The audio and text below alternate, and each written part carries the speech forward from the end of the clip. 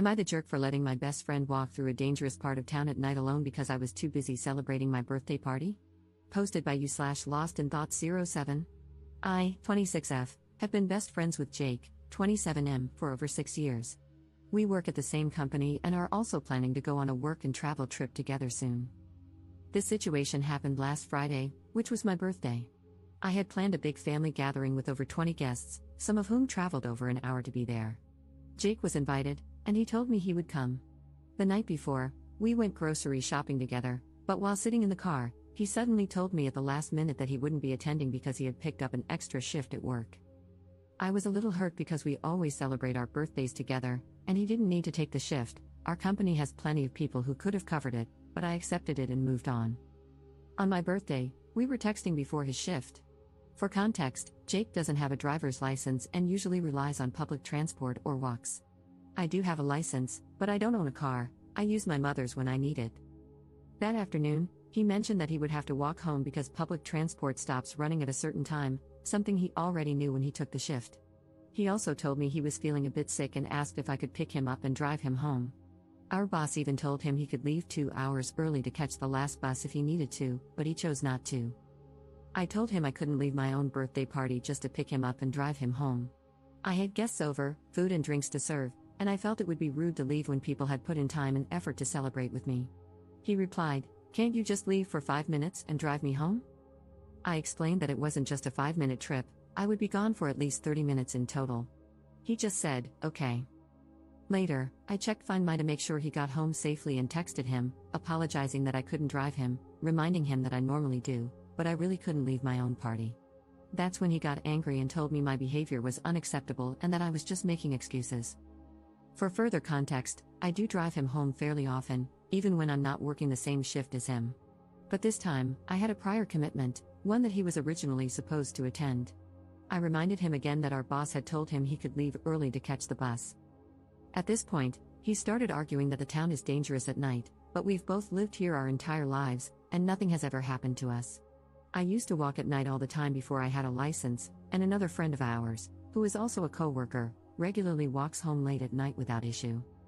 I tried to understand if something else was going on and asked him if maybe he was upset about something deeper and just projecting it onto this situation.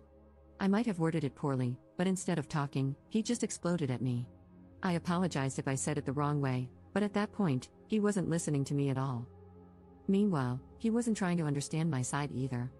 I told him it was my responsibility to be at my own birthday party and that my guests had made an effort to celebrate with me. I couldn't just disappear for half an hour. He dismissed that and told me I was a bad friend, a bad sister, because I said I wouldn't drive my sister home either if I had prior commitments, and it wasn't an emergency, and that my priorities were all wrong. In the end, he told me he didn't want to see me for a while. I am honestly confused and questioning our friendship after this because of how he reacted. I really tried to understand his side, and I get that he was hurt that I wasn't there for him when he needed me. But at the same time, I couldn't just leave my own party if it wasn't an emergency. Now I don't know if our friendship can bounce back from this or how I'm supposed to rely on him moving forward. If this is how he reacts to something like this, what happens if we end up in a similar situation while traveling? Is he just going to leave me behind if I don't do what he wants? Relevant comments. Commenter. I think if you really look back at your dynamic and who does what for whom, you will find a huge imbalance, with you doing more. Also, the fact that he did not want to go to a party celebrating you and not him, and that he wanted you to leave the party, indicates that he just wants to use you. Ops response. Yeah, there is a bit of an imbalance in the dynamic, but I thought it might be because of our different circumstances. His family isn't as well off as mine. Also, acts of service is my love language, so I tend to do a lot for people I hold dear. I always thought of us as those typical, picture-perfect TV show besties, but his behavior regarding this incident shattered that picture for me. Commenter 2. Even more, it sounds like he didn't like you being the center of attention. Is he usually the one people focus on, with you as the sidekick? Ops response. To be honest, I don't know. I never really paid attention to who was the center of attention in situations where we were in groups. But now that I think about it, we were at a party recently where he separated from me for almost the entire time to go off with another friend we hadn't seen in a long time. I assumed it was because they hadn't seen each other in months, so I didn't really pay attention to it either and just stayed with other friends. Commenter 3. This was kind of what I was thinking. He sounds manipulative. No one is going to leave their birthday party to give someone a ride home. It's incredibly rude to leave a party in your honor, and I'm 99% sure that's common knowledge. Either something else is going on, or he fabricated this whole thing as a test. Ops response. And he told me that he had talked to others about it, and not one of them disagreed with his point of view. That made me a bit insecure, wondering if I'm the jerk here, but I think the comments are debunking that. Thanks you all. I just would love to know what he told those people, or his thought process for that matter, because I would never react this way. The test could be a plausible explanation. He might have felt the need to test me before we go to another country for a year. That's the other thing I need to figure out, because if this is how he reacts to something like this, I can't rely on him. And even if our friendship survives, I can't go to another country with him as my support system. Update 1 day later. First of all, thank you all for the helpful comments. I never expected so many people to relate to this. I'm so sorry for everyone who has gone through something similar. To clarify something I've seen speculated in the comments, there are no romantic feelings involved. He's gay, so there was never any romantic interest between us. After reading a lot of comments and reflecting on everything, I've decided to go no contact, aside from necessary work-related interactions. I've also made the decision to move forward with my work and travel plans alone, because I simply can't trust someone like this to be my emergency contact in another country. I had a long conversation with my parents and showed them the chat. My mom actually broke down crying. She told me she's seen narcissistic behavior and red flags in him for years, but things have gotten worse in the last few months. She said this has been weighing on her, and when she laid everything out for me, I finally saw the bigger picture. Even though it wasn't a romantic relationship, I now realize he was isolating me from other friends and family, always trying to make himself the center of my social life. He even tried to insert himself into most of my other friendships, and looking back, anytime I made progress in life, he would find a way to hold me back or drag me down. My dad told me that some of the recent arguments I've had with my family were actually their way of trying to get me to see what was happening, but I just didn't recognize it until now. He also said he's relieved I won't be traveling overseas with him. My parents reassured me that while this will be hard at first, I'll heal, and cutting ties now will make things easier in the long run. They also pointed out things I had overlooked, like how he tagged along on family holidays without paying but was never particularly grateful to my family for inviting him. I've started talking to one of our mutual friends about what happened. She's currently busy with the Super Bowl, but once she's back, I'll tell her everything as objectively as possible. I don't want to trash talk him or damage his reputation at work, but if coworkers ask, I'll be honest about why I've distanced myself.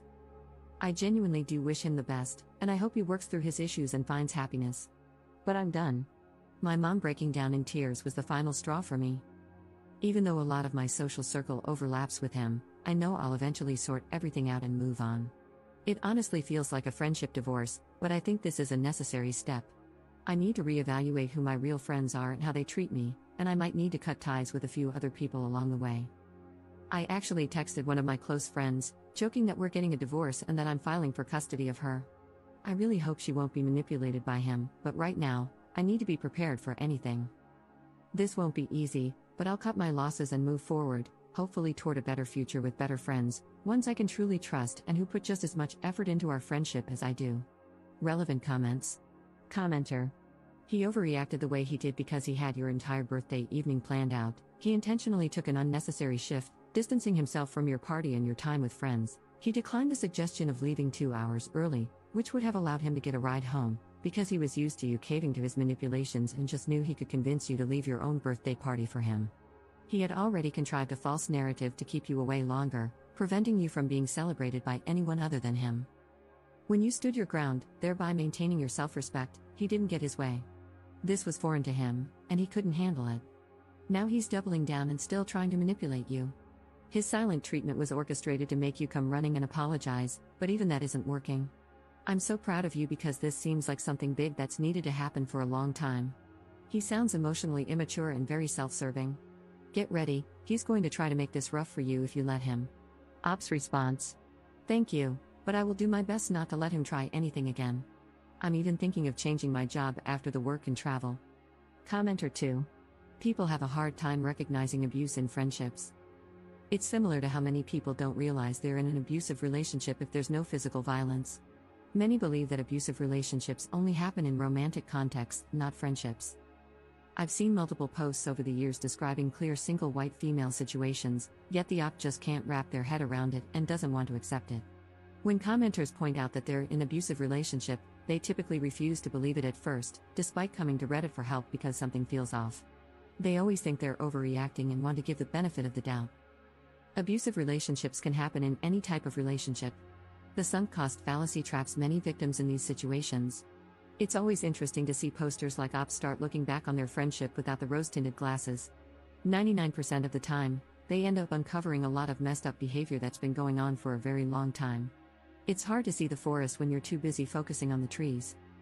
I hope Op is safe. The lengths to which her friend was willing to go to manipulate and trap both of them in this calculated situation are extreme and, quite frankly, unhinged. I wouldn't be surprised if this takes a sharp turn into obsession and stalking real quick. Just like in an abusive romantic relationship, her friend is losing control and has upped the ante. Now he knows his tactics weren't enough to get what he wanted. Once he realizes she's pulling the plug, things could really go off the rails. He's already escalated by screaming at her and piling on the guilt. He's going to escalate further, but how far will he go? Who knows? You can't reason with unreasonable people, and you cannot predict their actions. Op needs to be on high alert and should not underestimate him.